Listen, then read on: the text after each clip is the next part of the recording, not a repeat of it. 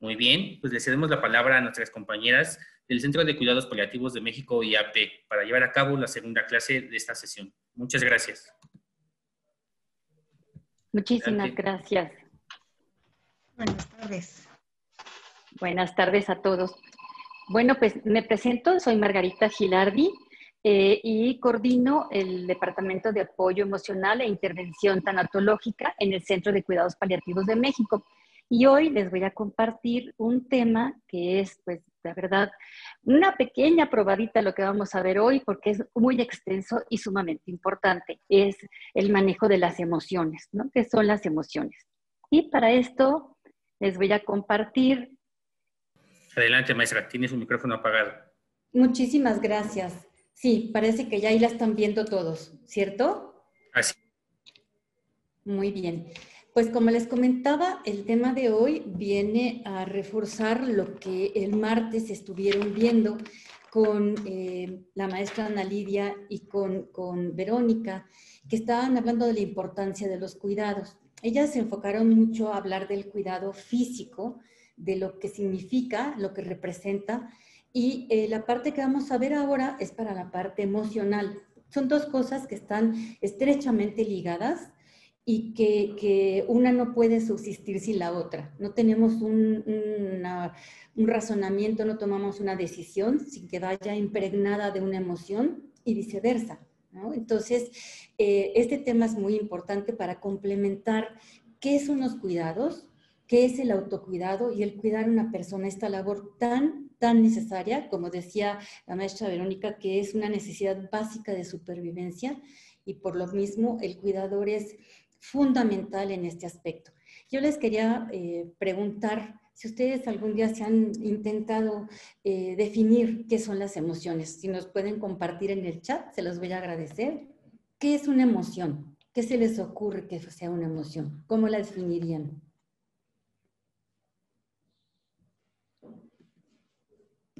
Dice aquí Luis Antonio, es un estado de ánimo de un individuo. Muchas gracias, Luis Antonio. Un estado de ánimo.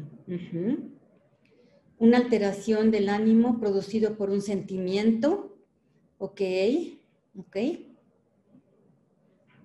Es un sentimiento. Entonces, si es un sentimiento, ¿es una emoción? ¿Son sinónimos o son diferentes?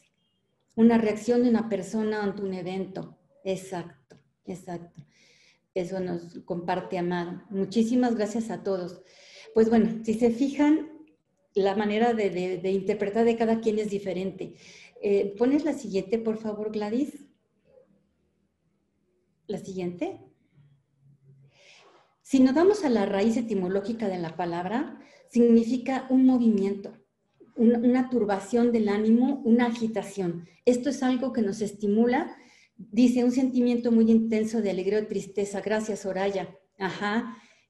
Son parte de lo que significaría, ¿no?, la emoción, pero es algo que de raíz me hace moverme, me hace tener un cambio, una agitación en mi estado emocional. La siguiente, por favor, Gladys.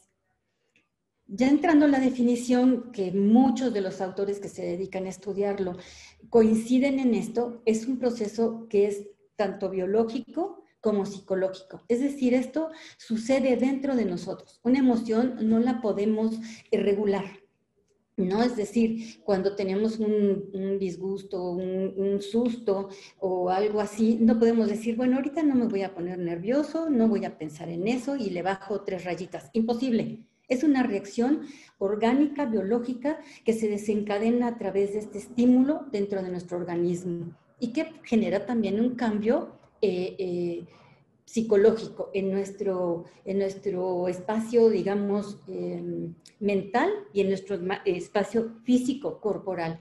Y esto nos sirve para generar una adaptación. Este movimiento, que es lo que significa la palabra, movere, va a generar algo, un cambio que nos va a hacer adaptarnos a esta situación que está presentándose en este momento, ¿no? Y es como algo que le llaman, son instintos de supervivencia. Para eso sirven las emociones y son estímulos muy cortos, muy intensos, como bien lo decían en el chat, es algo intenso y que se presenta de momento.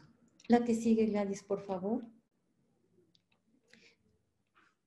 Bueno, es una experiencia que si la podemos catalogar, por lo menos, como es multidimensional, son en estas tres áreas que se presentan. Resulta que yo tengo una respuesta a nivel cognitivo, que es a nivel subjetivo de mi persona, mi propia percepción. Conductual es cómo lo voy a expresar hacia afuera con los demás, porque bueno, somos seres en relación y estos cambios ante diferentes situaciones obviamente van a generar una relación con los que nos rodean. Y fisiológico, porque es lo que les decía, son cambios que tenemos dentro del organismo. Se segregan sustancias instantáneamente que van a provocar una adaptación ante determinada necesidad que necesitamos cubrir. La siguiente, Gladys, por favor. Esta primera, digamos, estos tres aspectos multidimensionales, resulta que están relacionados en diferentes dimensiones del ser humano. Unos son para motivarnos, como les decía, para generar algún tipo de respuesta. Es como si, por ejemplo, nos encontráramos en la calle con un perro que nos ataca. Esta va a hacer una descarga importante para poder tomar una determinación, que nuestro cuerpo se alerte y poder salir o detenerlo o encontrar alguna solución a ese problema que se nos está presentando. La forma social, la función social, precisamente es cómo vamos a interactuar con esto que yo estoy sintiendo, esta descarga física que se da sin tener un aviso previo, ¿no? Es una situación lógica y biológica. Entonces, ¿cómo voy a manejarlo delante de las personas con las que me relaciono? Y cómo voy, fisiológico adaptativo, quiere decir que estas sustancias que va a segregar mi cuerpo me van a ayudar para estar alerta y poder responder en teoría de una manera adecuada, porque no siempre ustedes podrán decir, híjole, me desconozco, no sé por qué reaccioné de esta manera o por qué no contesté de determinada forma, ¿no? Puede ser de los dos extremos, a lo mejor fuimos muy violentos, fue una respuesta que no pensamos, o al revés, nos quedamos callados y no dimos una contestación apropiada a lo que estaba sucediendo y después reaccionamos, ¿no? No sé por qué actué de esta manera. Todo esto son justo el poder manejar las emociones. Entonces, la que sigue, Gladys, porfa. Esto va a hablar de la salud emocional cuando es algo que nos motiva y vamos a tener una reacción que ojalá tengamos esta capacidad de tomarnos un tiempo para pensar si esto que voy a hacer coincide y es proporcional a aquello que me está motivando, aquello subjetivo que está generándome en mí cierta sensación. La diferencia, yo como les decía, entre emoción y sentimiento, pues lo que pasa es que la emoción como reacción instantánea biológica del organismo es algo que yo no puedo controlar y que me va a demandar tener una respuesta. Pero ya el sentimiento es algo que va después de la emoción, que va a ser un poco más racional. Yo le puedo poner a esto que sentí aquí, a lo mejor porque se atravesó el perro en la calle, me asusté, tengo miedo. Entonces, ese es el sentimiento, tengo miedo. Pero la emoción fue esa reacción corporal que me generó la situación que se presentó en ese momento dado. Y lo mismo, conductualmente, tenemos reglas, la sociedad, para poder reaccionar de diferente manera. Si, por ejemplo, estamos en la calle y si nos cruza una persona que nos va a asaltar, que va a pegar en el vidrio, a romper el vidrio, o que va a asaltar en el transporte público, tenemos ciertas reacciones que se supone que deberían de ser acordes a lo que está sucediendo. No te vas a agarrar a golpes con esa persona o enfrentarte si trae una pistola. Es decir, esta conducta nos está haciendo relacionarnos con las demás personas que nos rodean de una manera que en teoría debería ser la apropiada. Por eso es tan importante cuando hablamos de la gestión de las emociones. Si yo sé qué estoy sintiendo y le puedo poner nombre, debería de poder actuar en consecuencia de una manera adecuada, proporcional, con la intensidad necesaria y con la persona indicada. Eso sería, vamos, las características que tendríamos que considerar ante una respuesta que sería acorde a lo que está sucediendo. Y adaptativa, porque podríamos controlar toda esta sensación interna cuando tenemos miedo. En vez de quedarnos completamente paralizados, a lo mejor podemos encontrar una forma de resolver esa situación y que no tenga mayores consecuencias. La que sigue es Gladys. Yo les estaba ahorita platicando más o menos cómo es el proceso, y aquí está una gráfica muy elemental que es así casi instantánea. Hay un estímulo externo, o puede ser también interno, que me va a generar una reacción. Esa reacción se llama una emoción. Va a ser algo a nivel corporal, algo que voy a sentir por dentro, que es, por ejemplo, cuando dicen, híjole, la verdad estoy súper triste, tengo un nudo aquí en la garganta. Estamos localizando precisamente la parte del cuerpo que está expresando esa emoción que estamos sintiendo. O cuando nos ponemos rígidos porque tenemos alguna tensión, estamos completamente alertas a una situación, ¿no? Podemos decir que estamos tensos. Entonces se está manifestando esta emoción en el cuerpo. O cuando también decimos, ay, siento mariposas en el estómago porque hay alguien, ¿no?, que nos mueve, que nos motiva, que a lo mejor estamos enamorados, qué sé yo. Si se fijan, utilizamos muchas expresiones que ya se vuelven tan cotidianas que no caemos en conciencia, que están localizadas a nivel corporal. Y es esto, la emoción que estamos sintiendo. Y en ese momento cambia sentimiento cuando lo podemos racionalizar, cuando le damos este nombre. Es una percepción desde nuestro contexto, desde nuestra experiencia, desde nuestro propio mundo, y que constituye la respuesta que vamos a dar. Como les comentaba yo, hay personas que son a lo mejor muy impulsivas, que tienen poco control de impulsos o que tienen muy cortito el umbral a la frustración. Entonces sus respuestas emotivas son cargadas de gran intensidad, de gran energía. Y tiene esto mucho que ver también pues con los temperamentos, con el carácter, con aquella parte genética que ya traemos, ¿no?, en nosotros, y la que es aprendida con base a las experiencias y a las vivencias que tenemos, pues en primera instancia en nuestro núcleo familiar, y después, bueno, con el contexto que nos rodea según nos vamos desarrollando. ¿Es la que sigue, Gladys?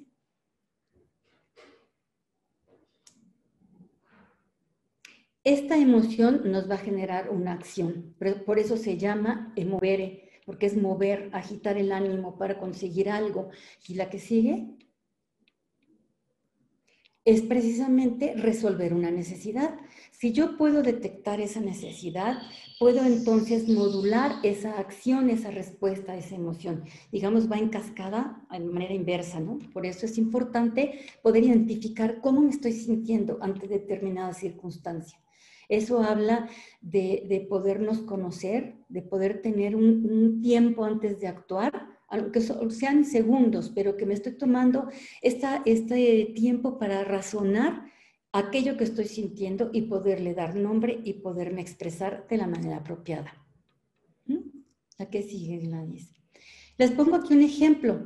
El estrés es algo que todos tenemos día con día y que hasta cierto punto es necesario. El estrés nos ayuda a estar alertas, a resolver problemas, a ser creativos, a encontrar otras salidas, etc.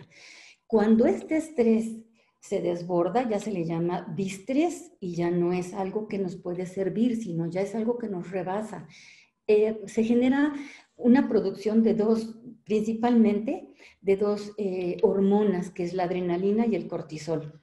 Entonces, no sé si han oído cuando alguna persona dice, estoy en la adrenalina, porque está corriendo, tiene mil cosas que hacer, pendientes, y justo esta adrenalina es para tener una respuesta, para estar activo, para encontrar una salida pronto. Entonces, el cambio a nivel corporal para ayudar a tener esta respuesta, pues es subir la presión sanguínea, se aumenta la frecuencia cardíaca, a lo mejor nos tiemblan las manos o hay algún sudor. Si se fijan, todos son cambios, vuelvo, a nivel corporal. Y el cortisol, bueno, como todos sabemos, es una hormona que cuando rebasa los límites necesarios del organismo, pues genera muchísimos problemas. Es lo principal que se detecta cuando hay un distrés. Y esta respuesta que el cortisol nos ayuda a tener es precisamente el alertar a todo nuestro cuerpo para poder tener una reacción pronta. Bueno, o sea, me imagino si nos va a atacar el perro en la calle, pues el cortisol es el encargado de rapidito ponerle alerta a los músculos y al cuerpo y salir corriendo para poder evitar ser atacado. Entonces, se fijan, es algo sumamente importante. Vuelvo a la función básica y primordial de las emociones, que son para la supervivencia del ser humano. La que sigue, Gladys. Esta, vuelvo a repetir aquí, que nos manda una acción que prepara el cuerpo y es para resolver la que sigue, una necesidad. La necesidad de ponerme a salvo de este posible ataque del perro, ¿no? Por este ejemplo que les pongo. Y bueno, ya sé qué son las emociones, pero ahora ¿qué hago con esto? Porque lo que siento, pues es algo que no lo puedo controlar. Como les decía, yo no me puedo sentar a esperar, no, pues no voy a tener miedo y viene el perro y yo soy tan tranquila, ¿no? Sin tomar una acción. El primer paso es identificar. Tratar de identificar cómo nos sentimos ante cualquier situación que estemos enfrentando en la vida. Esto es importantísimo, tomarnos ese tiempo. El segundo paso sería validarlo. Muchas veces decimos, no, mira, no te sientas así, o no deberías estar enojada, o no llores. ¿Cómo le hago si así me estoy sintiendo? Si estamos viendo que una emoción es algo que surge de un estímulo externo o interno, que es automático y que yo no puedo regularlo en ese aspecto, en ese momento, digamos, en esa etapa, ¿no? Entonces, valido cómo me siento. Si estoy enojada o si estoy asustada porque el perro está próximo a atacarme, ¿no? Y el tercer paso, la siguiente, por favor, sería actuar. Precisamente, ya sé cómo me siento, lo valido y tomo con base en eso una actitud frente a esta situación. Y entonces, en la que sigue Gladys, yo a esta fórmula le pongo el IVA, ¿no? Y que para mí es una introspección, la que sigue, con valor activo. No, antes, esa. Introspección con valor activo. Porque yo me meto dentro de mí para poder tomar conciencia, le doy ese valor que tiene a lo que estoy sintiendo y entonces actúo en consecuencia de una manera responsable ante eso que estoy sintiendo. Porque ya le pongo cabeza a esa emoción. Es cuando ya entra la palabra sentimiento y ya entró la razón. Oye, sí, tendría ganas a lo mejor de darle de golpes al señor que me chocó el carro o al transporte público que no me dejó cruzar y casi me atropella. Pero evidentemente no me puedo ir sobre de él a darle de golpes en la calle. O sea, tengo que tener una reacción, una conducta adecuada para resolver el problema. La que sigue, por favor. Entonces, ya hablando mucho de lo que es el enfoque hacia el cuidador y la importancia de los cuidados, es conociendo lo que son las emociones y los sentimientos. En este cuadrito podemos ver en la parte superior izquierda, es lo que yo tengo en mí y lo que estoy sintiendo. Es hacerme consciente, exactamente como la fórmula anterior, identificar. ¿Y qué hago con eso que está en mí? Pues tengo un control. Tengo que ser proporcional a esa actitud en mi respuesta para poder tener un resultado favorable. Aquí tiene mucho que ver también la resiliencia, que ya hablará de esto Guadalupe Majul en la siguiente plática que les daré a ella, que es sumamente importante porque es una característica que nos hace pues encontrar soluciones y respuestas favorables, que nos ayudan a tener un mejor funcionamiento, tanto personal como con las personas que estamos trabajando, dando un servicio o teniendo una relación. Y en el cuadrito inferior izquierdo es qué hago con eso que yo siento con los demás. Pues generalmente es esto, tener empatía. Yo te entiendo, sé cómo estás, sé cómo te sientes y con eso yo me hago empatía contigo. No simpatía, que es muy diferente. La simpatía es cuando ya no, pierdo la frontera entre el otro y yo, y entonces ya no sé cuál es el problema, y a lo mejor en vez de ayudarlo me estoy sintiendo afligida y lo relaciono con algo mío, y entonces ya no ayudé a nadie. No, es empatizar, eso es muy importante. ¿Y qué haces con eso, con los demás? Pues justo es la habilidad social, el poder reaccionar de una manera adecuada ante una situación determinada. No sé si hasta aquí va bien. ¿Tienen algún comentario, alguna cosa que quisieran compartir en el chat? ¿O seguimos con la ponencia, con la plática?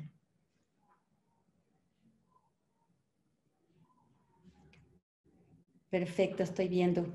Muchísimas gracias, Soraya.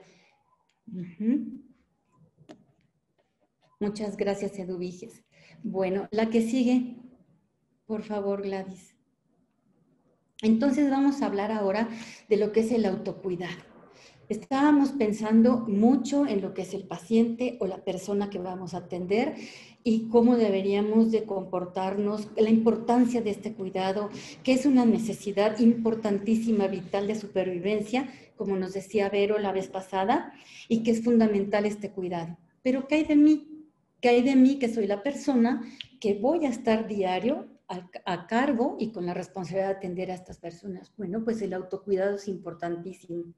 No sé si ya les han dado este ejemplo varias veces, pero me parece muy preciso, muy elocuente, que es cuando te subes, por ejemplo, al avión y te dicen, entre las medidas de seguridad, que si hay un cambio inesperado de presión, pues van a caer unas mascarillas y que lo primero que tienes que hacer es colocártela tú y después ayudar al lado, aunque sea un niño, una persona mayor, un anciano, primero te la pones tú. ¿Qué quiere decir? Yo no puedo ayudar al otro si yo no estoy bien primero. Por eso esta parte es súper importante y fundamental, el autocuidado. ¿Y cómo puedo hacer esto? ¿En qué consiste? ¿Qué sigue, Gladys, por favor? Todo esto es una lista de cosas que les pueden servir y que es importante que las tengan presentes. Yo no puedo ser un robot, estar las 24 horas, 7 días a la semana, los 365 días del año, atenta, alerta, pendiente y sin ningún descanso. Es importantísimo tomarnos un rato de un descanso, pero fíjense bien, es un descanso que dice dormir bien abajo. Es verdaderamente un descanso reparador para yo poder tener energías para continuar al día siguiente o la siguiente guardia que yo tenga. Es importantísimo poder tener un descanso reparador. Acompañado de esto, son una alimentación saludable y que tenga horarios. Tenemos que respetar estos horarios de la alimentación, que este es como nuestro combustible. El con esto estar alimentando constantemente al cuerpo, porque además, curiosamente, esta primer parte es como el cuidado físico, digamos, pero es el combustible para la parte emocional. Si no está bien el cuerpo físico, no puede estar bien el cuerpo mental, el psicológico. Van ligados. Hacer ejercicio también es muy importante. Si dicen, bueno, pues que no tengo tiempo. Bueno, si a lo mejor voy a ir a un lugar donde haya escaleras y elevador, prefiero tomar las escaleras para subir y bajar, porque seguramente cuando ya esté yo en mi guardia, al cuidado de la persona que tengo en responsabilidad, pues no voy a poder estar mucho tiempo activo, voy a tener que estar pendiente. Entonces, es importante considerar hacer ejercicio.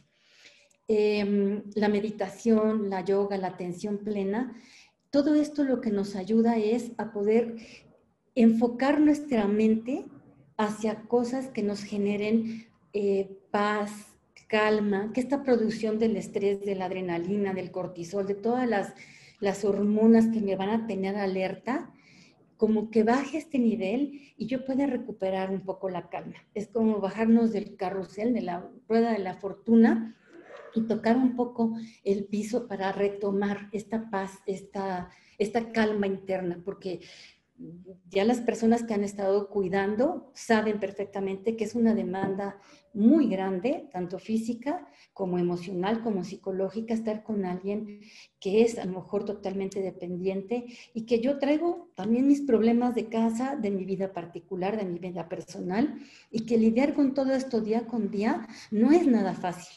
Entonces, este tipo de tips que les estoy comentando son muy importantes que los tomen en cuenta porque verdaderamente van a ayudar a que estemos depurando, que ese costal que cargamos diario no se llene de piedritas, sino que sea algo que nos ayude a dar un mejor servicio, una mejor atención.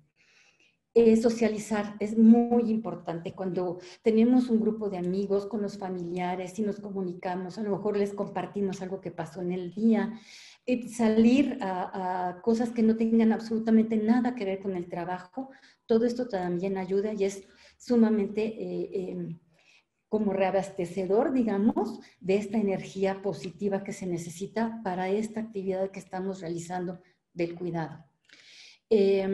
También las manualidades son sumamente terapéuticas. Yo no sé si todas o todos tienen algún tipo de hobby, pero a lo mejor el leer, el tejer, el hacer algún tipo de pintura, cosas artísticas, o escuchar música.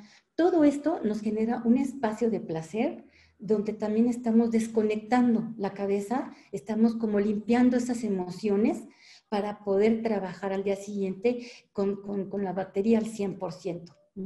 Es como cuando un nutriólogo nos dice una dieta, ¿no? ¿Qué es lo que debemos de comer para estar sanos?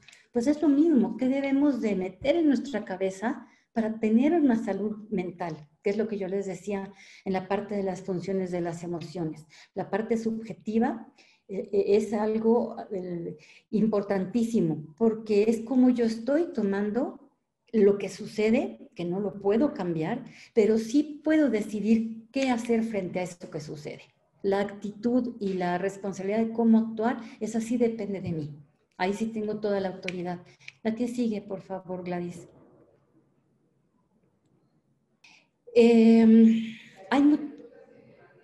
Hay muchos cambios en la rutina cuando tenemos que hacer el cuidado de una persona que a lo mejor es totalmente dependiente. Pero en la medida de lo posible respetar nuestra rutina, como les digo, el horario de descanso, las horas de sueño, nuestra alimentación, nuestros espacios de esparcimiento, eso es muy importante en la medida de lo posible, mediar todas estas actividades con nuestra labor del cuidado. También no hablar de la enfermedad. No sé si les ha pasado que a veces estamos tan metidos en una situación, tan vinculados a la persona que estamos atendiendo, que no nos damos cuenta que todo el día estamos sobre lo mismo y llegamos a la casa y platicamos de eso y nos vamos y nos dormimos y soñamos con eso. Esto también enferma, desgasta. Aún estando dormidos, estamos gastando energía en algo que nos está quitando pues esta calma, esta paz con la que debemos de presentarnos día con día a nuestras diferentes guardias, a las guardias que tenemos asignadas. Entonces es muy importante cambiar ese tema. Aquí hay, dice que había una pregunta, decía, dice, ¿cómo maneja las emociones, Yadira? No sé si la pregunta está mal escrita, ¿me la puedes volver a poner? Me imagino que tal vez es cómo manejar las emociones, ¿cierto? Así es, ajá. Claro, es muy, muy buena tu pregunta. Parte de esto que les estoy dando, de el autocuidado, justo es para poder manejar la emoción. Voy a cerrar la plática con lo que se llama el burnout, que es un desgaste, no, la anterior Gladys, todavía aquí no, acá, gracias. El desgaste, el burnout es cuando estoy a punto de quemarme, ya no puedo más, y el manejar las emociones a tiempo con este tipo de tips, de indicaciones, de actividades que hago con mi persona, me van a ayudar a no llegar a ese punto, de ese nivel de desgaste, de hartazgo que todos podemos tener en determinado momento en esta labor, porque no es lo mismo trabajar con una persona que está sana, que es independiente, que es autosuficiente, a con alguien que depende de nosotros, que las decisiones a lo mejor que tomemos o que las actitudes que tengamos puedan influir en nuestro desgaste físico y emocional. Dice aquí también algo muy importante: considerar unirse a un grupo de apoyo a cuidadores. Se han visto el grupo de neuróticos anónimos o de alcohólicos anónimos. Todos estos grupos existen y han perdurado a través de muchísimo tiempo porque los une algo que tienen en común. Cuando yo puedo compartir con alguien que tiene mi misma vivencia, mi misma experiencia, me siento comprendido, me siento contenido, me siento validado, que es importantísimo que esté yo validada. Entonces, en el grupo de apoyo no solo voy a poderme expresar, sentirme acompañada y entendida, sino además puedo tener retroalimentación. Oye, mira, fíjate que yo para cierta circunstancia utilicé este método o esta herramienta, o me comporté de esta manera, respondí así a una actitud, por ejemplo, agresiva o poco empática de un familiar, qué sé yo. Y eso nos va ayudando porque son, ahora sí como dicen, ¿no? Varias cabezas piensan más que una.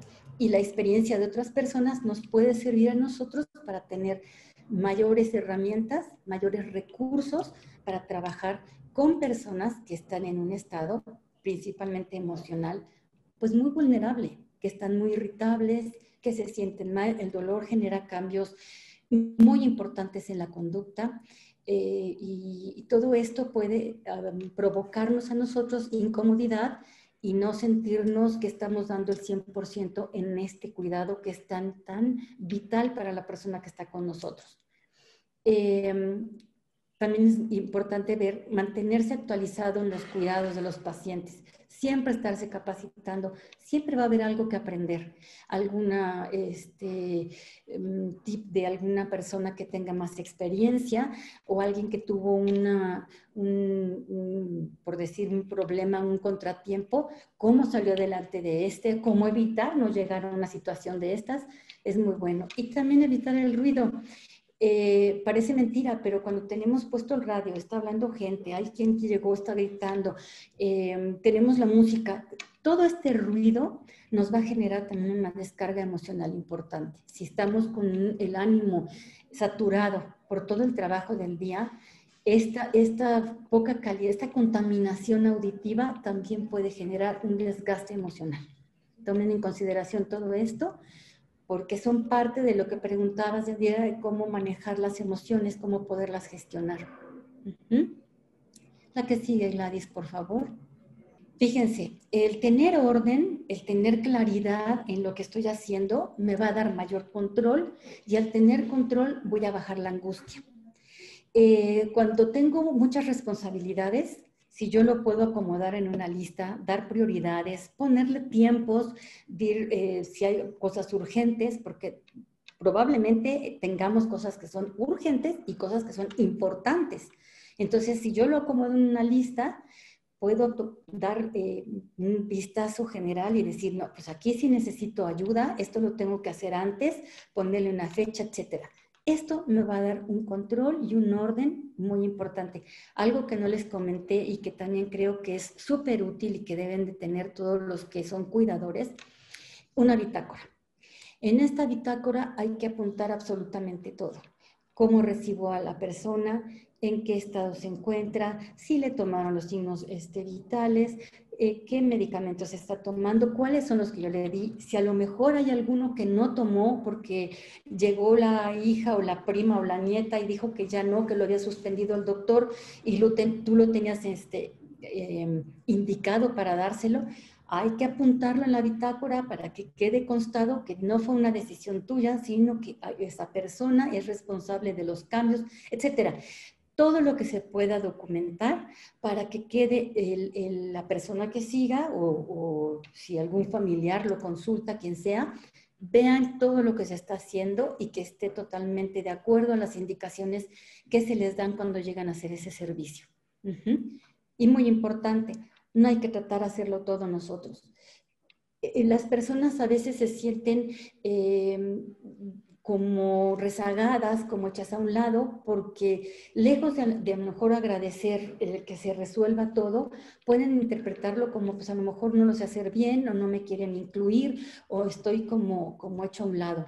El también pedirle a las personas que nos rodean, a los familiares que puedan estar, a amistades, no sé, a quien ustedes conozcan en esa situación, pedir ayuda es también muy sano y muy necesario. Y estas personas se van a empezar a involucrar en el cuidado, a valorar lo que están haciendo ustedes como cuidadores, que es de vital importancia, y que sientan que están incluidos, que tienen cierta responsabilidad y que están participando en esto.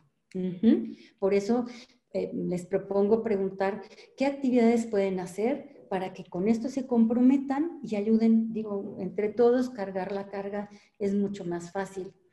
Y otra cosa importantísima, no anular al paciente. Hay pacientes que son semidependientes o hay pacientes que son prácticamente independientes. Entonces, ellos pueden también ayudar, participar, hacerse responsables, sentirse útiles. Y esto redunda en un estado emocional muy positivo. Sentirse capaces todavía que tienen estas habilidades o estas posibilidades. No sé, el otro día, por ejemplo, me comentaban, había una señora que tiene 89 años, pero ella siempre se dedicó a las labores del hogar. Y como sufrió una caída, pues ya las hijas no querían dejarle ayudar a hacer nada porque tenían miedo. Pero ella podía perfectamente, por ejemplo, lavar los trastes o ya sentadita doblar la ropa que habían lavado o atender el teléfono, cosas por el estilo. Y ellas no lo habían visto de esta manera, la querían cuidar tanto que entonces la tenían totalmente cuidada. Es muy importante que consideren que estas personas siguen siendo funcionales, siguen necesitando sentirse útiles y estar tomadas en cuenta y ser parte responsable de su cuidado. Y eso también sirve pues para que tengan ustedes como cuidadores descansos, delegar, no delegar porque la responsabilidad no se delega, pero compartir esta responsabilidad en el cuidado. Dice aquí, ya diré, yo como cuidador, cuando puedo o a quién pido ayuda. También eso es muy bueno. Generalmente los cuidadores tienen, por ejemplo, aquí en el Centro de Cuidados Paliativos de México tenemos la Agencia Social Secuidarte filial, que podrían tener alguien que los pueda orientar, que les pueda decir en los cuidados, en esta atención, cómo resolver, no me venía la palabra, algún problema que tengan en ciertas situaciones de las casas. Cada casa tiene, o cada cuidado de cada paciente, tiene diferentes especificaciones. Entonces, no es algo que podamos dar general y que sea una receta paso A, paso B, paso C. No. Nosotros tenemos que adaptarnos a las circunstancias de cada lugar y con base en eso generar la mejor atención posible. Entonces, el pedir ayuda es algo muy importante. Se puede pedir a lo mejor ayuda a algún familiar que se encuentre en ese momento. Tiene que haber alguien responsable en la casa y que nos pueda dar una orientación sobre lo que tengamos la duda. Eso es, siempre pedir ayuda va a ser muy importante. De hecho, se los menciono un poquito más adelante. Dice, Miriam, estaría bien que ustedes como institución nos brindaran algún formato más formal para llevar a cabo la bitácora de manera ordenada y que se entienda para que no haya problemas en cada entrega del turno. Esto es muy importante, Miriam, y tienes toda la razón. Sí hay ciertas características de las bitácoras, de qué son los datos que deberían de contener y cómo estarlo actualizando cada vez que yo llego a tomar una guardia y cuando yo salgo, como le entrego. Es muy importante la comunicación entre cada una de las personas que está dando ese servicio. Y sí, por supuesto, con muchísimo gusto, después si ustedes gustan, se los podemos compartir para que tengan digamos, esta orientación, este formato y que lo puedan llevar a cabo. Es muy importante contar con él. La que sigue, Gladys, por favor.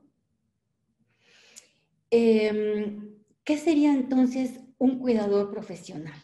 ¿Qué características yo como cuidadora debería de tener básicas? Porque hay muchas, pero bueno, las más importantes.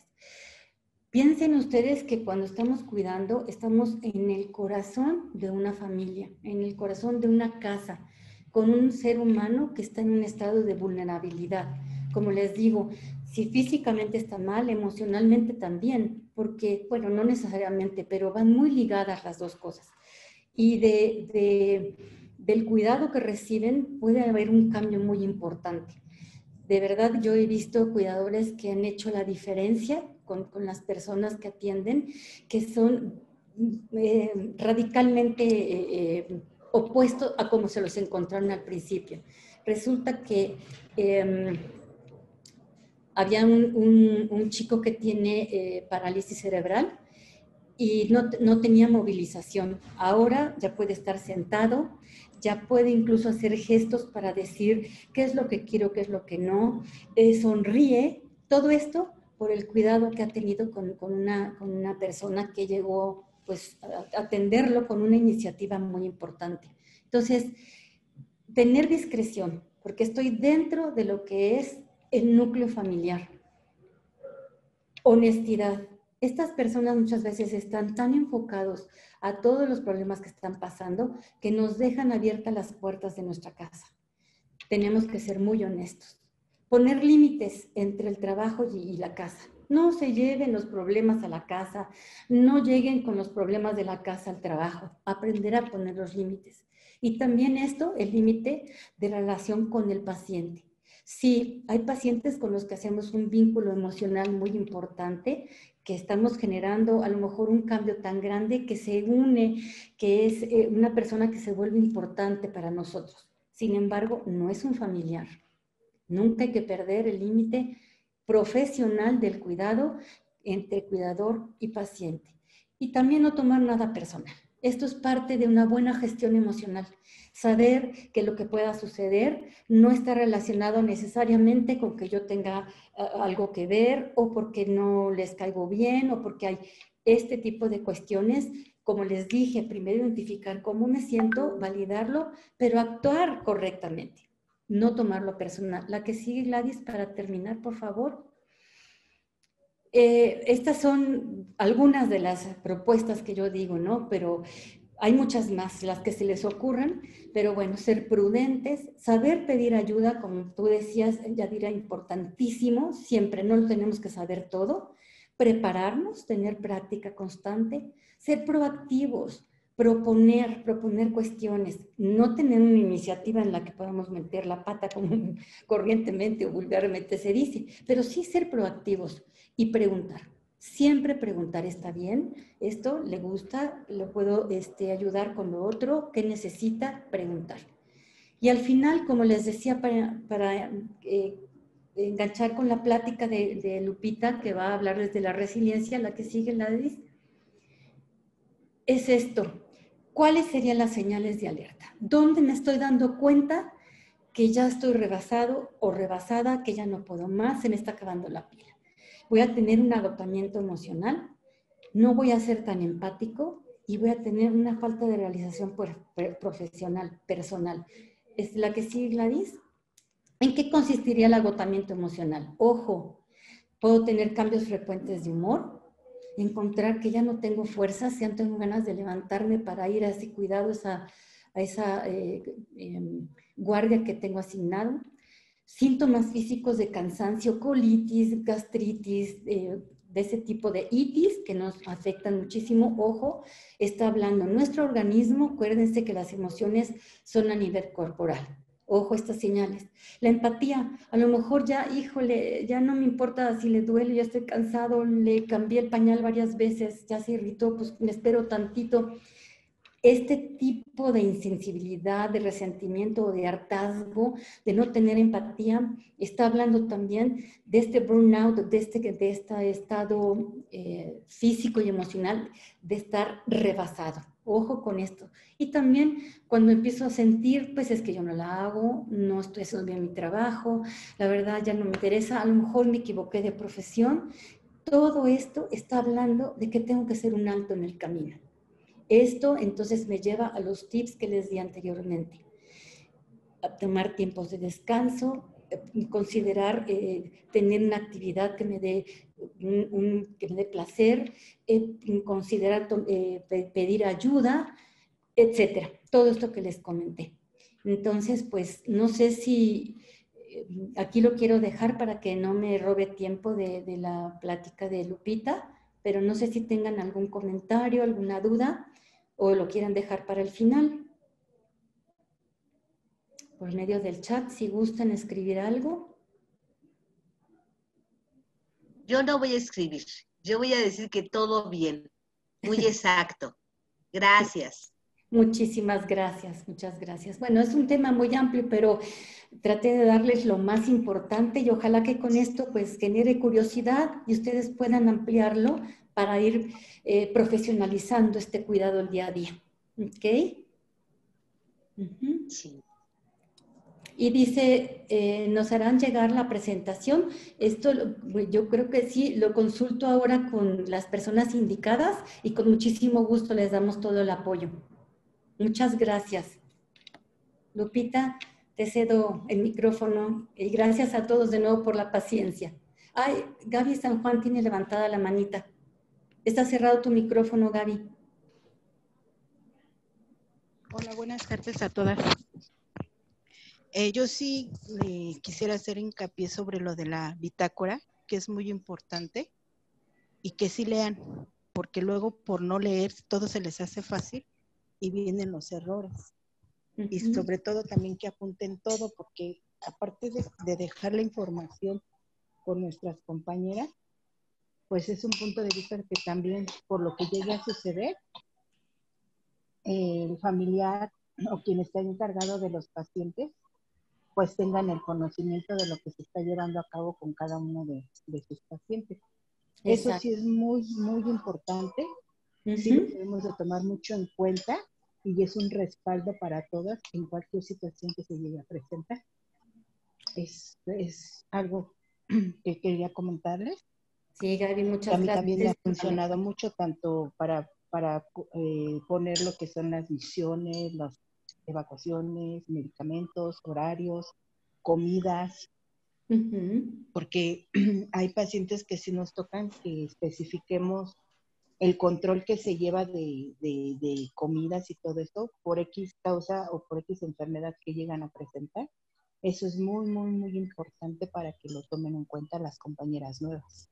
Así es. Muchísimas gracias, Gaby. Tienes mucha razón. Con lo de la bitácora, pues ojalá que les sirva lo que hemos platicado. Y ahora sí, Lupita, te agradezco mucho y te dejo aquí con los micrófonos. Gracias, Margarita. Buenas tardes a todos, a todas. Es para mí también un gusto, pues, compartir con ustedes esta tarde, estas reflexiones, esta preocupación que tenemos porque los cuidadores nos cuidemos, ¿no? Por tradición, las mujeres hemos sido las cuidadoras, pero cada vez más se involucran también varones en el cuidador. Todavía la proporción es mayor, como más o menos el 70% de los cuidadores somos mujeres, y el cuidado empieza desde que una mamá recibe a su bebé. Entonces, muchas veces podemos ser cuidadores familiares, no necesariamente en circunstancias especiales, pero vamos a hablar más del cuidador primario, cuando sí se está a cargo de una o varias, porque ustedes en las instituciones no necesariamente van a estar a cargo de una sola persona, seguramente pueden estar a cargo de varias personas simultáneamente y hablar justamente de este cuidado. ¿Qué podemos hacer para estar en las mejores condiciones, como dice Margarita? Es muy importante para podernos cuidar. Para poder cuidar, tenemos que cuidar. Entonces yo también me voy a permitir presentarles mi presentación, valga la redundancia. Vamos a hablar justamente un poco más de este síndrome de desgaste, este síndrome de burnout, que en inglés quiere decir quemarse, ¿no?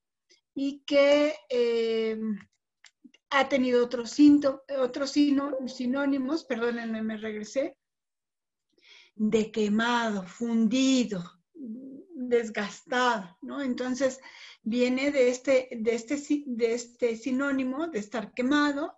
Se le conoce también como desgaste profesional, desgaste por compasión, síndrome de trabajador quemado o síndrome de cuidador, ¿no? Pero ¿a qué se debe? Pues es el resultado de no tener escape al estrés, a la sobredemanda, a la exigencia que tiene nuestro medio, ¿no? El medio institucional o familiar de cuidado.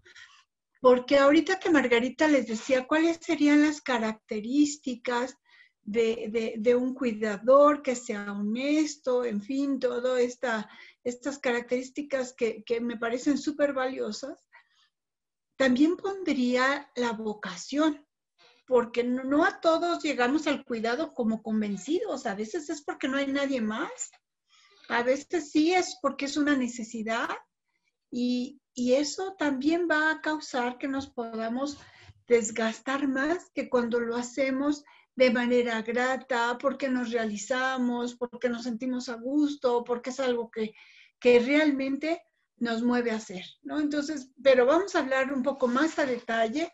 Ya Margarita les adelantó algunos aspectos importantes. Entonces, ya les decía, es esta sobrecarga, esta demanda que justamente nos baja la pila, ¿no?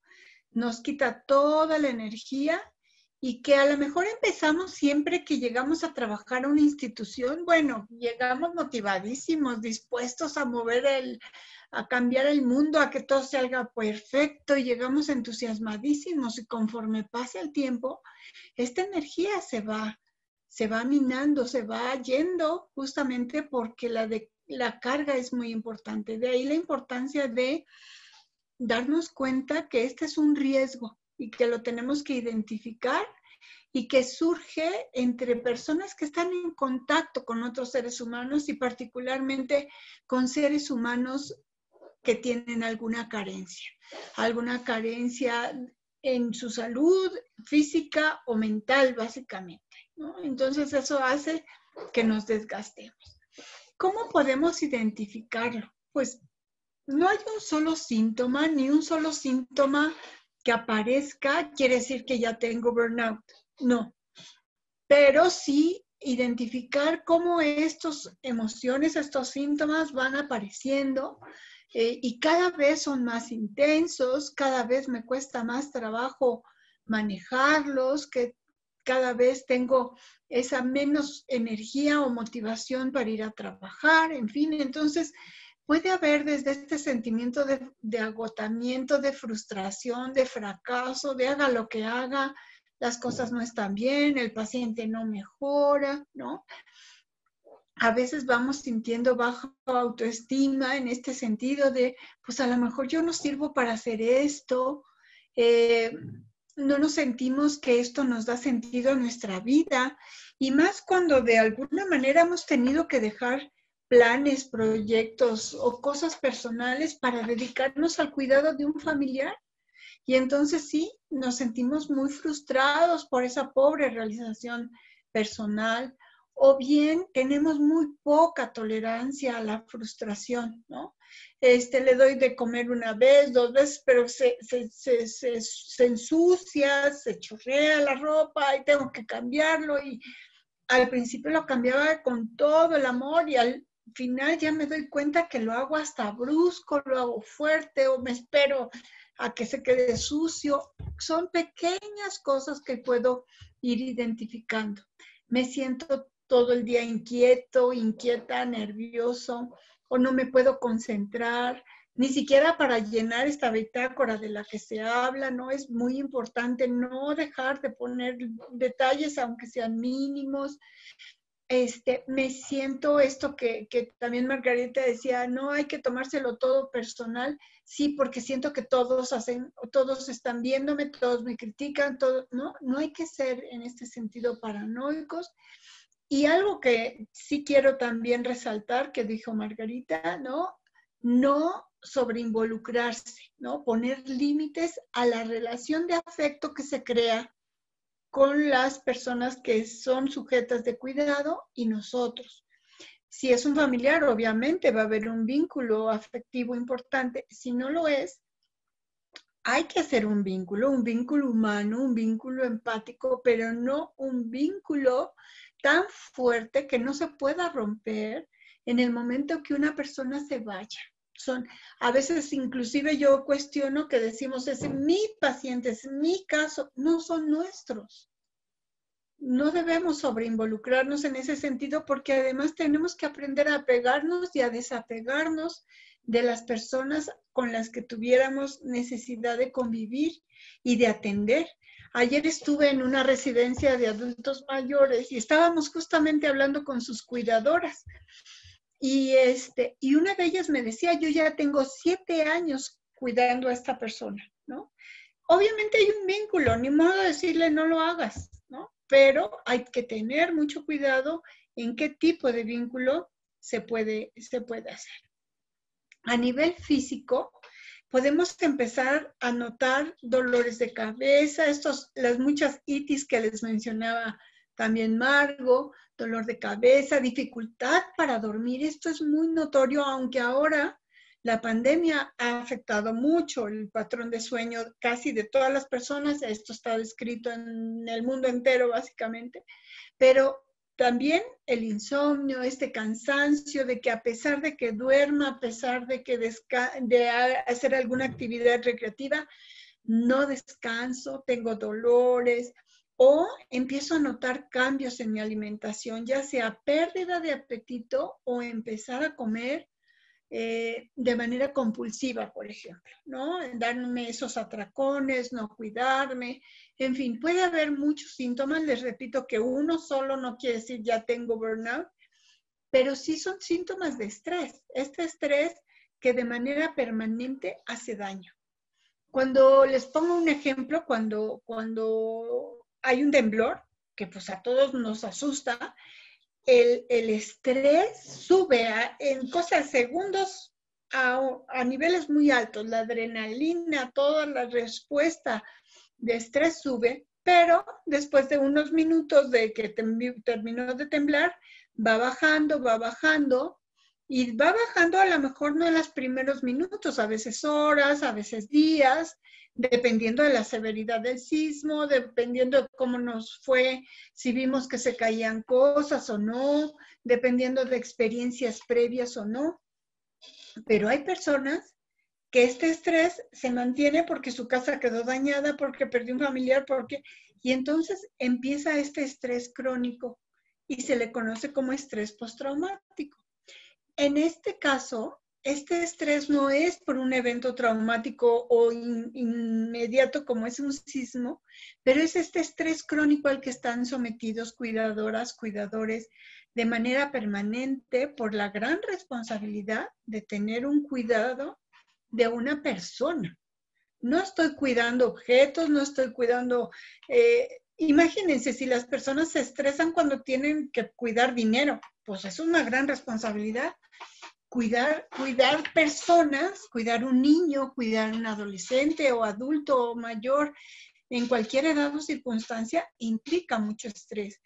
Y si además la demanda de cuidado es intensa, si además la persona requiere de cosas desde lo más mínimo para satisfacer sus necesidades básicas de aseo, de alimento, de control de temperatura, en fin, ¿no? Entonces, sí, hay un estrés constante y hay que aprender a identificarlo y poderlo manejar con las ya súper buenas recomendaciones que les dio anteriormente mi compañera. A nivel conductual es donde quizá no nos damos cuenta, pero estas emociones que no son ni buenas ni malas, y coincido con Margarita de que hay que validarlas. A veces decimos el miedo es negativo o el enojo es negativo. No, son emociones que están ahí también para protegernos del abuso, del maltrato, de muchas cosas que nos alertan a actuar o a no actuar. pero muchas veces le damos peso más a esas emociones y olvidamos otras emociones y darle salida saludable a esas emociones. Bueno, entonces me puedo sentir muy irritable, ya decíamos con baja tolerancia, o puedo empezar a tener conductas adictivas. Ya les puse el ejemplo de la comida, pero puede ser adicción a los juegos, a los videojuegos, adicción a la bebida o al cigarro, o conductas evitativas, como ya no quiero ir a tal lado o no quiero ir a visitar a tal persona porque está enferma, en fin, cosas por el estilo. Si se empiezan a cachar que empiezan a ser impuntuales o con cualquier pretexto falto a trabajar, son señales de alerta, se va prendiendo el semáforo, vamos dando cuenta por qué. A veces sí tenemos motivos por el que no vamos a trabajar, estamos francamente enfermos o tenemos un problema personal, pero no es esto de que ya estoy cansada, ya estoy aburrida de este trabajo, ya no tengo esa energía, hay que preguntárselo. Un bajo rendimiento personal, lo que antes les decía, llegábamos con mucho entusiasmo y ahora pues hacemos el típico ahí se va, ¿no? Pues al cabo nadie me dice o nadie pues yo así lo hago, ¿no? Algo que quiero poder enfatizar es este distanciamiento afectivo a pacientes o, por el contrario, sobreprotección. Muchos nos quejamos a veces de los médicos, de enfermería o en general de las instituciones de salud, por ejemplo. Es decir, los médicos son súper fríos, ¿no? Ni siquiera te miran y demás. Claro, hay 1000 causas, entre ellas la saturación que tienen de consultas, pero muchas veces detrás de un médico frío, déspota y demás, hay un desgaste profesional. Hay un burnout en ese médico que lo hace reaccionar así de frío. Seguramente ese médico cuando empezó la carrera de medicina pensaría que iba a ser el mejor médico, sensible, amoroso, y el tiempo lo ha modificado, ¿no? Entonces, o la sobreprotección, porque en eso podemos minimizar los recursos del enfermo y el enfermo tiene todavía muchas capacidades, no porque le falten muchas, lo debamos anular. La sobreprotección a un enfermo, a una persona de cuidado, es tan dañina como cuando uno sobreprotege a los hijos y entonces yo le hago todo y le amarro los agujetas y le hago la tarea, pues entonces el niño no va a aprender. Ay, es que yo lo quiero mucho y quiero que saque muchos 10, sí, pero eso no funciona. Entonces, la sobreprotección también a un enfermo es algo que no debe permitirse y es también una señal de alerta, ¿no? Conflictos interpersonales en el ámbito de trabajo. Me empiezo a llevar mal con mis compañeros, me caen gordos, no quiero hablar, me aíslo, antes salía a comer con ellos o comíamos juntos, o hacíamos actividades juntos, perdón, y ahora no, ya no quiero. O con la familia, que es esta parte de no poder separar, de me quito el uniforme o la bata o salgo de la institución. En el momento de checar, los problemas de la institución se quedan en la institución, los problemas de casa serán de casa. Y a veces no podemos separarlos y nos cuesta mucho trabajo y hay que cacharse si es esto algo que nos está sucediendo. Y baja concentración, ya se los había mencionado, pero cada vez no me acuerdo, ya le di la medicina, no le di la medicina, se fue, ¿qué le dije, qué no le dije? Si estamos muy distraídos, si estamos con estas carencias en nuestra concentración, hay que poner un reconocimiento a estos síntomas. Pero bueno, eso es lo grave, lo que pasa, pero no queremos quedarnos nada más señalando esta parte difícil y real que sucede a los cuidadores. Para nosotros sí fue muy importante señalar esto para que lo identifiquen, pero también saber que hay posibilidades, que hay maneras de salir. No es ya me quemé, ya me desgasté, ya ni modo. Y cómo además podemos tener factores protectores que nos ayudan a no quemarnos o a quemarnos lo menos posible. porque también es cierto que nosotros somos responsables de nuestro autocuidado. Hay un poco, sí, del perfil de personalidad, más el tipo de institución y el tipo de pacientes, todo se va conjuntando para que se presente o no este desgaste, ¿no? Pero es cierto que tenemos que cuidar a los pacientes y a los familiares como una misma unidad de cuidado, y pacientes y cuidadores también tienen que ser cuidados. Pero si los demás no nos cuidan, nosotros tenemos responsabilidad de cuidarnos. Perdón.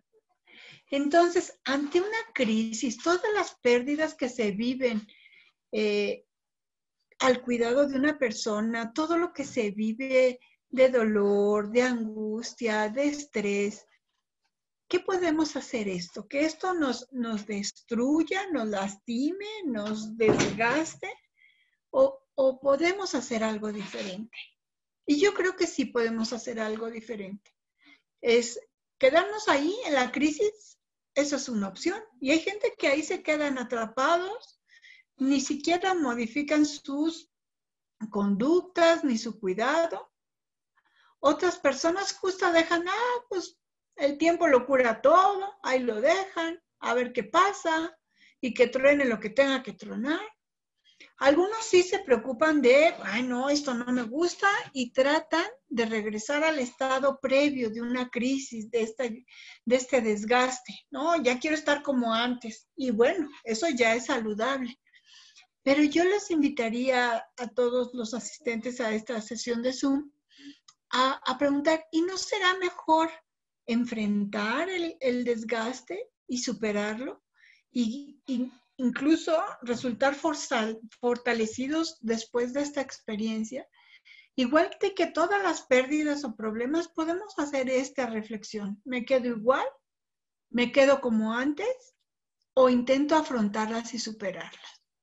Y entonces, ante esta posibilidad, diremos, ¿estamos indefensos contra el burnout? ¿Contra el estrés permanente de esta ciudad y de nuestras familias y de la pandemia y de todo esto?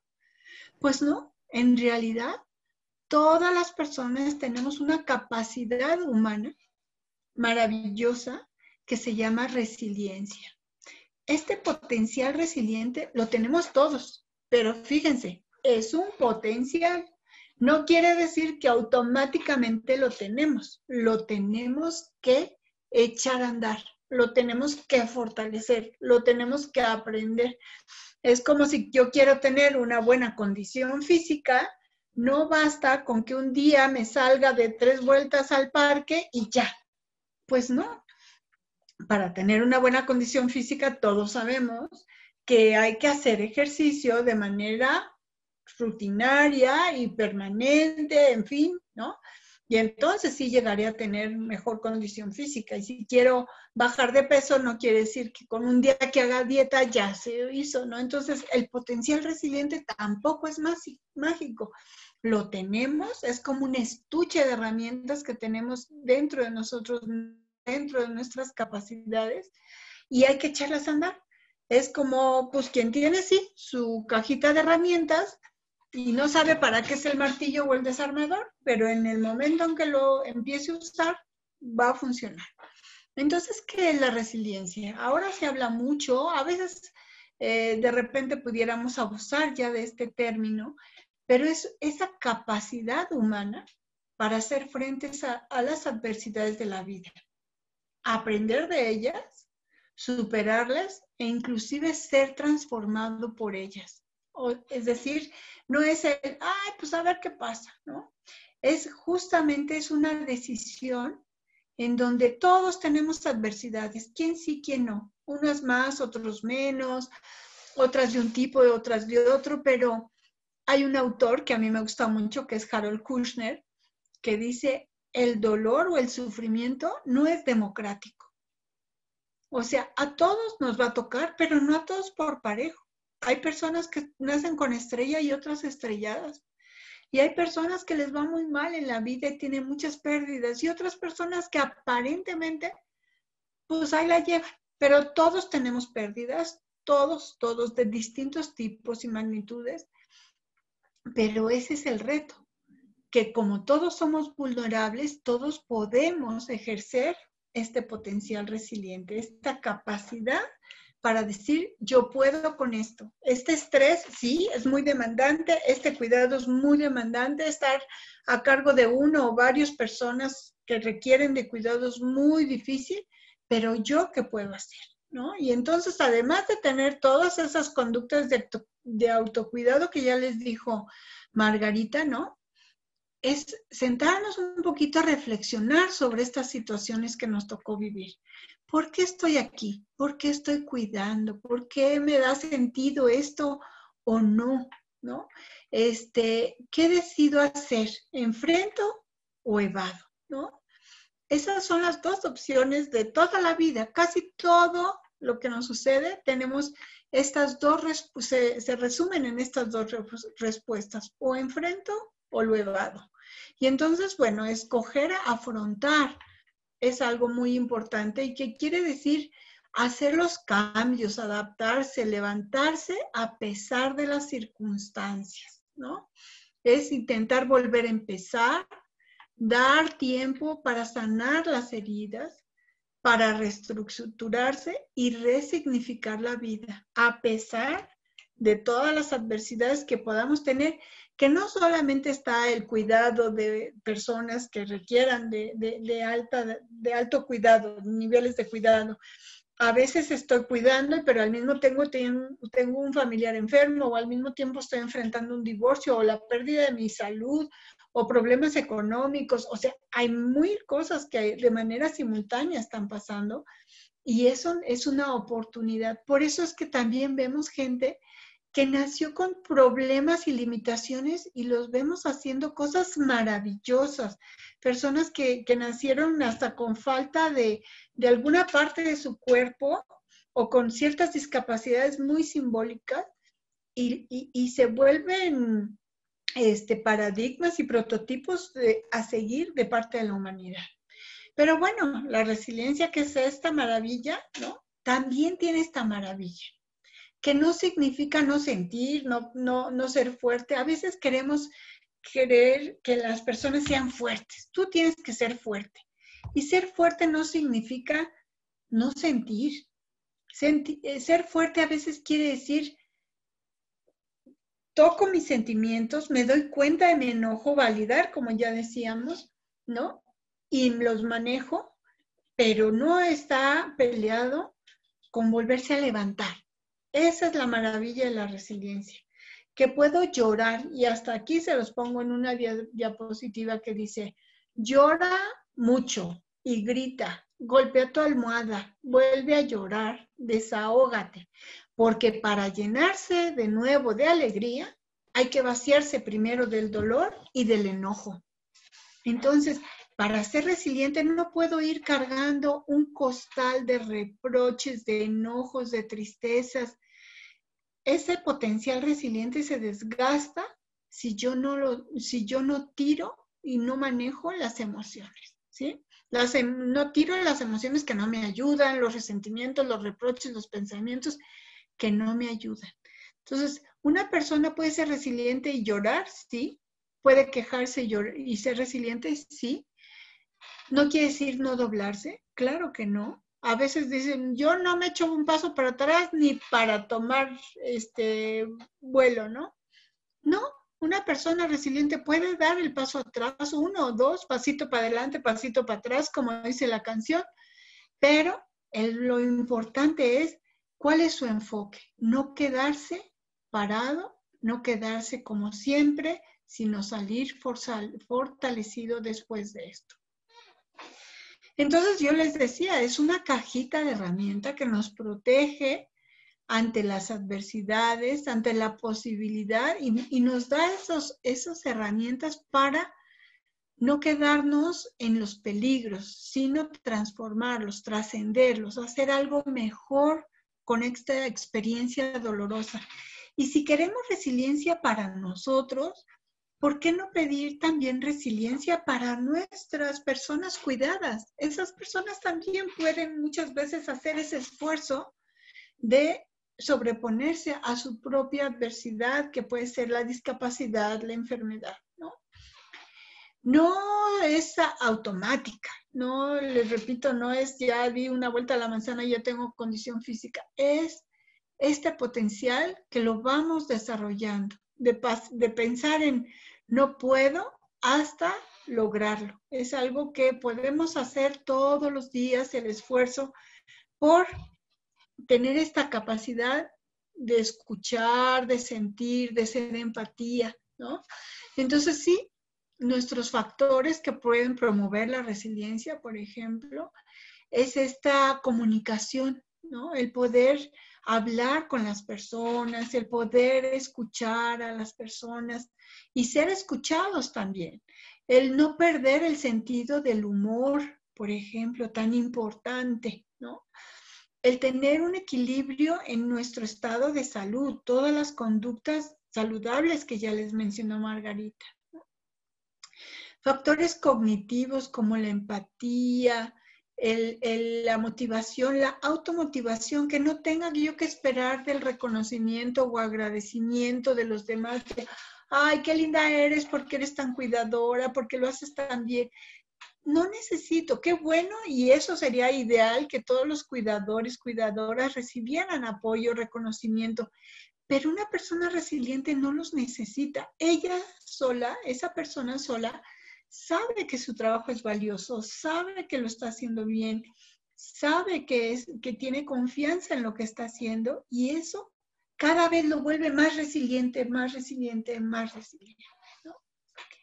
¿Qué nos ayuda a mantenernos también en esta resiliencia? Pues ambientes familiares agradables, el estar con la familia, las madres que cuidan a sus hijos, una comunicación abierta, relaciones entre compañeros, o sea, compartir la experiencia, en pocas palabras, viene siendo el resumen de esta diapositiva, es no estoy solo, no estoy sola, es importante que vivo en una comunidad, vivo en una familia, y utilizar también las redes de apoyo que hayan en ella para poderlo enfrentar. Tenemos que reconocer que a lo mejor sí, no hemos usado estos talentos, no hemos usado estas capacidades, y hay que empezar a echarlas a andar, poco a poquito, cada quien a su tiempo o a su ritmo, pero sí con la idea de cada vez ser mejores cuidadores, mejores personas, hacer un trabajo más, cada día mejor, de calidad, de calidez, porque el burnout, fíjense, también pasa con que nos dormimos en nuestros laureles. Yo ya soy una experta, ya tengo tantos años de cuidar, yo ya he hecho esto, yo ya me lo sé, y no, siempre hay aprendizaje, siempre hay retos. Una persona resiliente también busca capacitarse, una persona resiliente también busca nivelar, si bien la economía a todos nos hace falta, pero no es recibo todas las guardias y cubro todos los turnos porque necesito lana, y entonces me descuido, y entonces no tomo vacaciones o no tomo un descanso entre semana, o qué va a hacer la señora fulanita sin mí. Pues no, alguien tiene que hacer el trabajo, y tengo que aprender a poner límites, como ya les decíamos, porque de otra manera no puedo decidir. Muchas veces no escogemos nuestras circunstancias laborales, no escogemos las circunstancias de dificultad en el cuidado de las personas a las que atendemos. Hay muchas cosas que no nos tocan en la vida, no escogemos la salud, no escogemos las penas familiares. Lo que sí podemos escoger es decidir cómo vivirlas, decidir reestructurarnos, resignificar, agradecer, ¿no? Y a pesar de las adversidades, hasta agradecer a las adversidades. Seguramente muchos que ustedes pueden trabajar a lo mejor en instituciones de pacientes con cáncer, se me ocurre, ¿no? Que las personas sobrevivientes del cáncer muchas veces nos dicen, yo le doy gracias al cáncer, porque gracias al cáncer estoy más cerca de mi familia, porque gracias al cáncer me di cuenta de lo que es importante en la vida, porque gracias al cáncer logré tal o cual cosa, ¿no? Entonces, no le tengamos miedo a las adversidades, tengámosle miedo a no hacer nada con ellas, a no aprender, a no crecer, a no transformar esto que valga la pena de ser vivido, ¿no? No hay un camino único. No, yo quisiera decir paso 1, paso 2, paso 3, no solo para ustedes, también para mí misma. No es fácil, no hay una receta, pero hay esta idea de no me quiero conformar, ¿no? No quiero ser nada más la misma. Los seres humanos tenemos este potencial que nos hace que aún en la recta final de la vida, en los últimos momentos de la vida, todavía podemos crecer, valorar, dar sentido a nuestra vida, a nuestra existencia. Y no como un mueble que desde que sale de la fábrica lo único que podemos mantenerlo es pues que no se deteriore, pero no va a ser mejor. El ser humano sí, y vamos apostándole a eso, con paciencia, porque no es un proceso rápido. Vamos paso a paso y cada día nos vamos convirtiendo en personas más resilientes.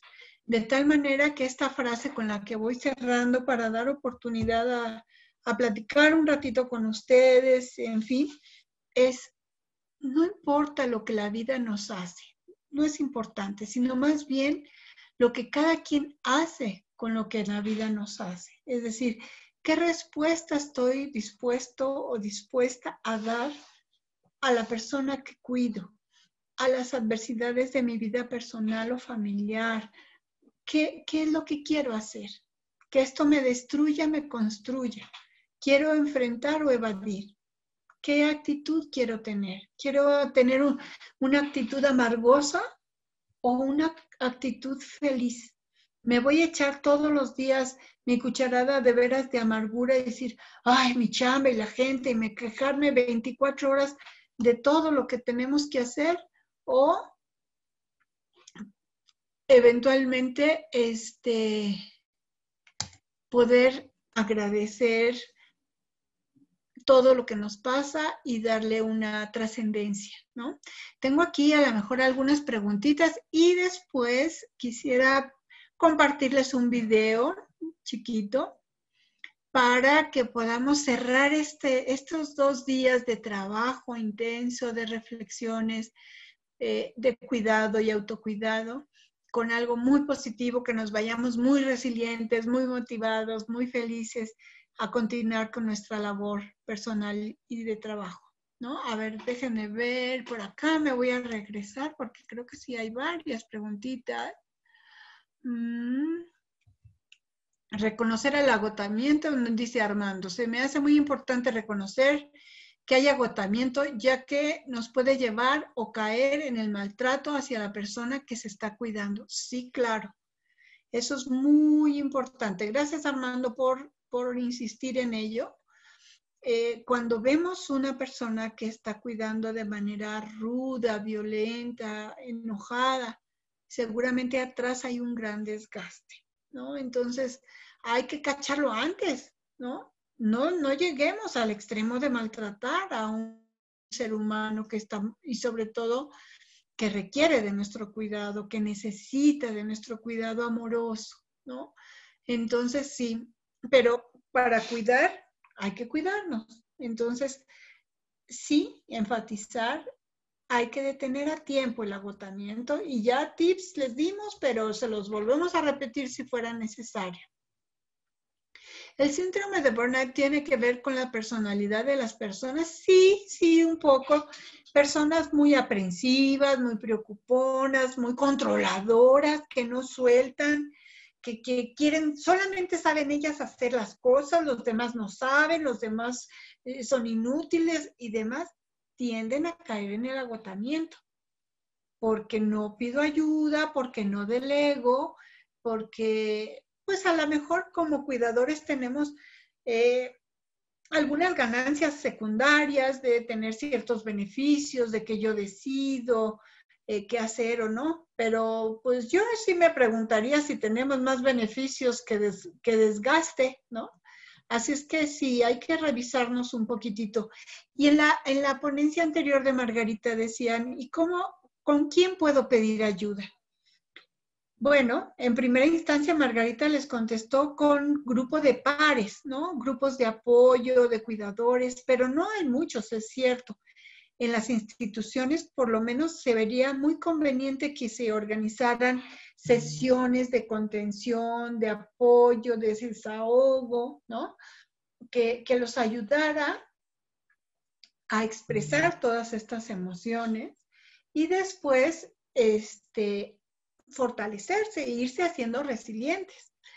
Pero bueno, si este agotamiento es también por muchas otras cosas personales, pues yo diría que nunca está por demás pedir ayuda profesional a un profesional de la salud mental. Yo ir a un psicólogo, Dios me ampare, pues ni que estuviera loca. Siempre tenemos ese prejuicio. Pero no es así. Si nos duele la muela, iríamos al dentista, sin duda. Si nos fracturáramos una pierna, pues vamos con el ortopedista, obviamente. Y no vamos con el dentista porque sabemos que él no nos va a poder controlar una fractura. Entonces, necesitamos ir con el especialista adecuado. Un especialista adecuado, pues son los psicólogos, los tanatólogos, los psiquiatras también. Son médicos entrenados para medicar en caso necesario, cuando ya estos trastornos ya se fueron de tono. Ya no nada más es una tristeza, es una depresión. Ya no nada más es un enojo, ya es toda una personalidad conflictiva. Entonces, hay que prevenir, hay que atender a tiempo y poder solicitar ayuda. Una ayuda profesional, ahorita que les digo de la fractura, no es para encontrar tampoco la receta secreta, ¿no? Los que trabajamos en esta área, lo que ayudamos es ayudar a la persona a ayudarse, a darse cuenta de sus recursos, a darse cuenta de sus capacidades y su manera para resolver problemas, ¿no? Si yo lo simplifico ahorita, les diría que es como cuando una persona se fractura una pierna y le ponen un yeso, tendríamos que preguntarnos, ¿y el yeso cura? Y yo diría que no. El yeso no cura. El yeso pone las condiciones necesarias de estabilidad, de protección, de seguridad, para que el propio huesito haga su trabajo de soldar. Eso pasa con las emociones. Se nos rompen las emociones y necesitamos un profesional de la salud que nos dé guía, protección, seguridad, para que nosotros internamente hagamos nuestro trabajo de soldar, de curar nuestras emociones rotas, nuestro desgaste laboral. Entonces, de verdad, creo que debemos considerar como una opción, si yo me siento sobrecargado, si me involucro demasiado con mis pacientes, si me duele su dolor de tal manera que no lo puedo separar de mí, si me siento muy frustrada porque haga lo que haga, las personas siguen enfermas y yo no puedo hacer nada por remediarlo. Buscar ayuda, buscar apoyo. Muchas veces hablando, desahogando, clarificamos, validamos y sanamos nuestras emociones. Por eso es que luego hay gente que dice, pues si nada más voy y platico. Pero al platicar, al hablar, vamos acomodando, vamos descubriendo muchas cosas y podemos tomar decisiones. Eso es lo valioso, ¿no? Entonces, bueno, creo que sí, pedir ayuda a su gente cercana, a la familia, hacer todos estos cuidados de vida saludable, de ejercicio, de tener un hobby, de buscar recreación, de nivelar la saturación de trabajo con actividades gratas, por ponerse a jugar, a oír música, en fin, todo esto nos es muy importante, pero si no, pedir ayuda profesional. No hay de otra. Es como, pues me siento mal, me duele la panza y me duele la panza hasta que un día tengo que ir al doctor, no hay de otra. Pues acá también, me duelen estas emociones, no hay de otra, a ir al doctor, a ir con el psicólogo o a quien ustedes deciden. A ver, déjenme ver si hay alguna otra pregunta que hay en el chat. Tal vez radica, dice Ángeles, tal vez todo radica en el sentimiento de culpa, pero la base es el amor y el gusto con que se hace todo. Claro, el sentimiento de culpa nos atrapa muy fácilmente, ¿no? Y habría que ver, porque hay culpas reales y culpas fantaseadas. Culpas reales, si yo pues le tiro algo a alguien y le rompo algo que le gustaba mucho, pues sí. Pero a veces creemos que lastimamos a alguien y la otra persona ni siquiera se sintió ni por aludida y yo me estoy cargando ahí atribuciones que ni me tocan. Entonces, bueno, entender cuál es la culpa. Si yo soy responsable de algo, pues habrá que tratar de remediarlo. Pero cargar un costal de culpas, y mira que muchos lo hacemos, no nos ayuda a caminar resilientemente por la vida. Las culpas hay que sanarlas a través normalmente del perdón, de una reconciliación, pero no guardarlas, no nos ayudan. Ok, vamos a ver si hay otra por acá. Dice, muchas gracias, es maravilloso el tema. Gracias por pensar en nosotros, los cuidadores y personal de enfermería. Esto lo está diciendo Eduviges. Todos somos cuidadores, gracias. Sí, pues todos cuidamos de una manera o de otra, pero a veces somos muy buenos para cuidar allá, cuidar al de afuera, pero no para cuidarnos a nosotros mismos. Creemos que eso, no, nosotros somos chipocludos, nosotros sí podemos. Bueno, pero no, es cierto, necesitamos cuidarnos para cuidar bien. Y eso no es egoísmo, eso es salud, salud mental. Cuidémonos de verdad. Bueno, no sé cómo ando de tiempo, dejen echar una miradita y mientras vamos a entonces, pues es bien bonito porque además es muy importante que reflexionemos. Si nosotros un día necesitamos de alguien que nos cuide, ¿cómo queremos ser cuidados? Yo creo que esa es la regla de oro, de trata a los demás como quisiera que te traten a ti. Y en esa respuesta vamos a ser totalmente resilientes, totalmente responsables de un cuidado amoroso. Porque el cuidado no solamente tiene que ser técnico y perfecto y muy bien hecho, tiene que ir amoroso, empático. Un cuidado muy técnico es frío y el cuidado que debemos hacer hacia los seres humanos es eso. Empático, pero también profesional y responsable. Muy bien, no sé si hay por ahí alguna otra. Tenemos unos minutitos. ¿Quieren que repitamos la canción? La repetimos.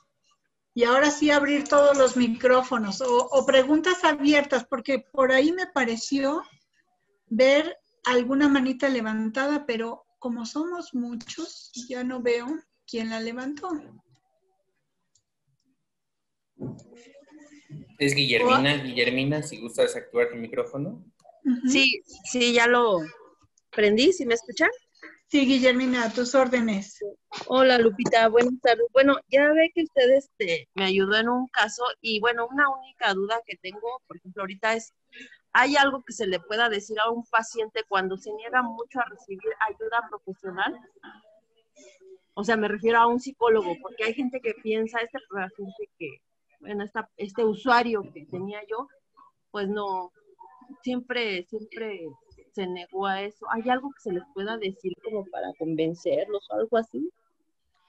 O ya pues se quedó es así. difícil que a lo mejor que un paciente acepte, ¿no? Porque todo es el juicio del que yo ya les hablaba, ¿no? Pero a lo mejor sí, ahí señalar a la familia, ¿no? Es decir, esta persona, yo observo esto, y me parece importante que recibiera este tipo de apoyo o con el médico. Quizá tristemente porque ustedes que pasan tantas horas junto a un enfermo, pueden darse cuenta de muchos cambios, de muchas actitudes. Y a lo mejor la familia que nada más va un ratito y lo ven, ay, claro, pues es encantador, es muy lindo, no pasa nada. O los médicos también, en la visita no detectan esas cosas. Y entonces sí es importante que ustedes lo vayan señalando. De ahí también la importancia de la bitácora. El señor comenta esto, el señor o señora, no sé, en su caso, yo percibo esto, porque bueno, pues a lo mejor es más fácil caer en esa negación o en esa evasión, decir no pasa nada para la familia, para los médicos, y entonces no apoyar al enfermo con una recomendación para que reciba apoyo en cuanto a salud mental. No es fácil, por supuesto, y no podemos dar ayuda a quien no quiere recibirla.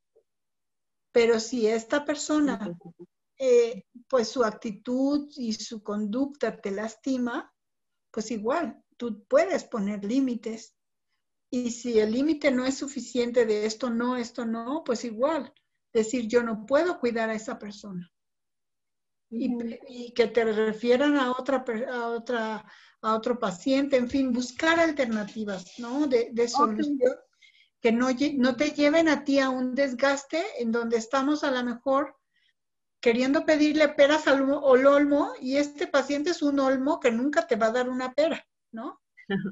Entonces, sí, bueno, de hecho, sí me queda claro, ¿no? Que muchas veces es poner el límite y decir, bueno, mejor me voy, o sea, de mi parte me queda claro, pero sí me quedó sonando un poquito esa situación de que, pues no, él nunca quiso recibir ayuda. Y sí le queda la situación de que, pues no, al olmo no le podemos pedir peras.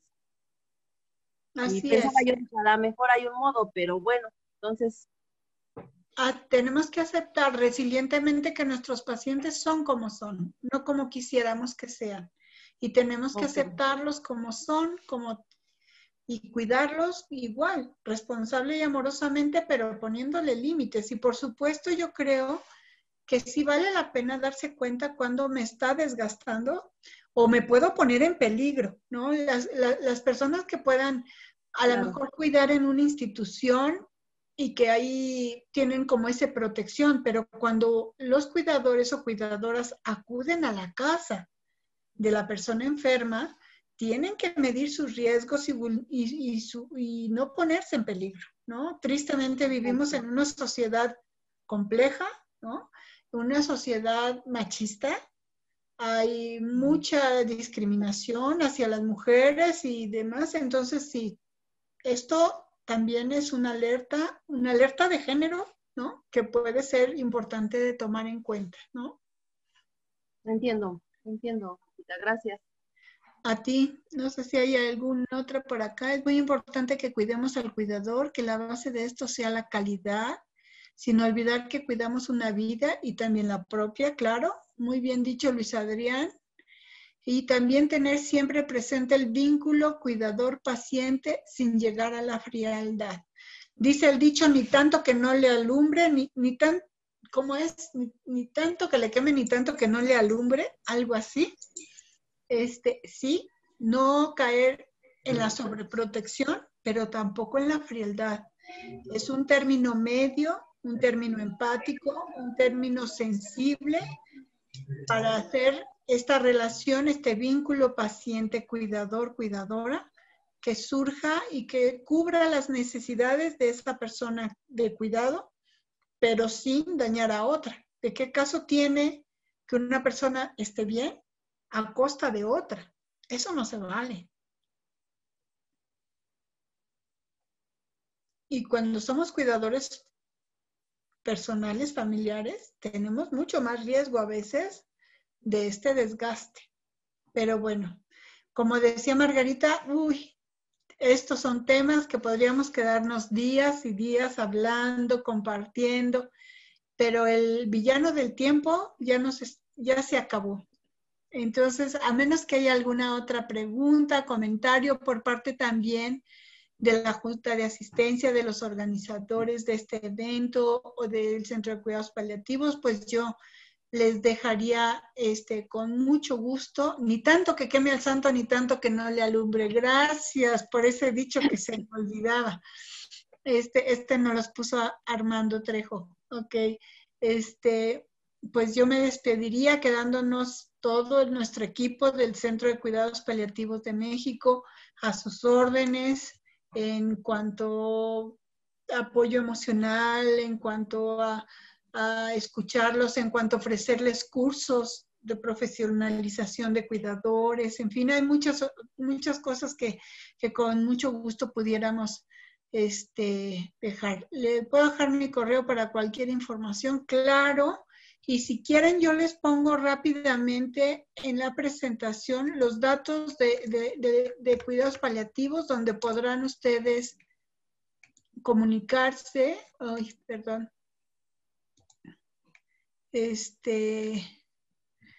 Aquí están cómo nos localizan en todas las redes sociales. Por supuesto, está ahí nuestra página www.secpam.org, nuestro correo electrónico, los teléfonos, estamos en Facebook, estamos en Twitter, en Instagram, bueno, en todas las redes sociales posibles, ¿no? Así es que aquí con mucho gusto estamos a sus órdenes desde la directora, que queremos muchísimo, Luz Elena Olaiz, y todo el demás equipo estamos con mucho gusto a sus órdenes. Y si no, seguramente a través de la HAP y de los vínculos que hay con la HAP, pues nos pueden buscar también, ¿no? Entonces ya... Muchas gracias, maestra Guadalupe. Agradecemos su intervención, también a la maestra Gilardi.